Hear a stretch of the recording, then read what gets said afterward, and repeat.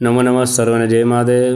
જનગણના 2027 અનુક્રમે જે નકશો બનાવવાનો છે મિત્રો, આ નકશા માટે સરસ મજાની એક આપણી જે PDF છે એમાંથી એક મોટી જમ્બો ઝેરોક્સ કઢાવી, બ્લેક એન્ડ વ્હાઇટ કઢાવો અથવા રંગીન કરાવો। જો અહીંયા મેં રંગીન જમ્બો ઝેરોક્સ કઢાવી છે અને ઝેરોક્સ કઢાવી એટલે એ પ્રમાણે જુઓ છો કે આ બોર્ડર છે, બોર્ડર ટુ બોર્ડર સરસ મજાનું કટિંગ કરી દેવાનું।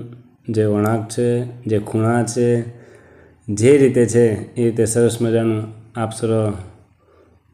સરસ મજાનું કાતરથી આ રીતે નકશાને કાપી અને સરસ મજાનો તૈયાર કરી દેવાનો। આ નકશો તૈયાર થઈ જાય એટલે એને આપણે સરસ મજાનો જોઈ લેવાનો અને જે કંઈ આપણું જમ્બો ઝેરોક્સ માટે એના જેટલો જમ્બો જે કાગળ આપ્યો છે આપણને એની પર હાથે મૂકી દેવા, મૂકી અને નાની નાની બોર્ડર કરી દેવી।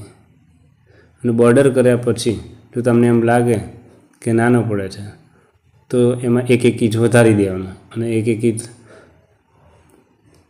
વધારે લાગે મોટું તો એને નાનું કરી દેવું। આ રીતે સરસ મજાનું એકવાર તમારી બોર્ડર ક્લિયર થઈ જશે।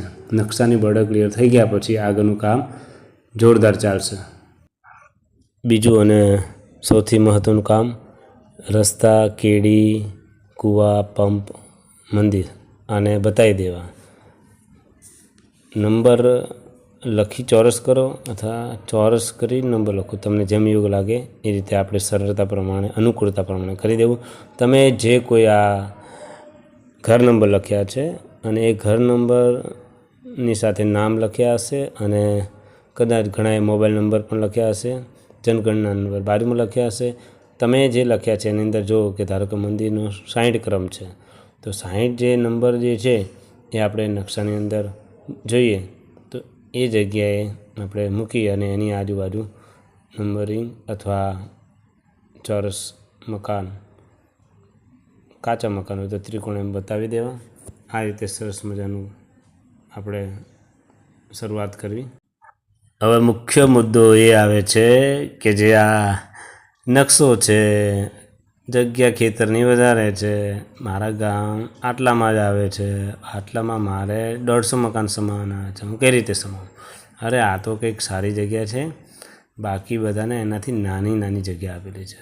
તો સુપરવાઇઝરને પૂછવાનું કે નકશામાં આ રીતે થોડાક ઉપર નીચે આપણે કરી જોઈએ તો ચાલે, અને કે તો આપણા માટે જ બેઠા છે અને ના કે તો કઈ રીતે કરવું એમને પૂછી અને યોગ્ય સરસ મજાનું માર્ગદર્શન લઈ કાર્ય આપણે પૂરું કરીશું।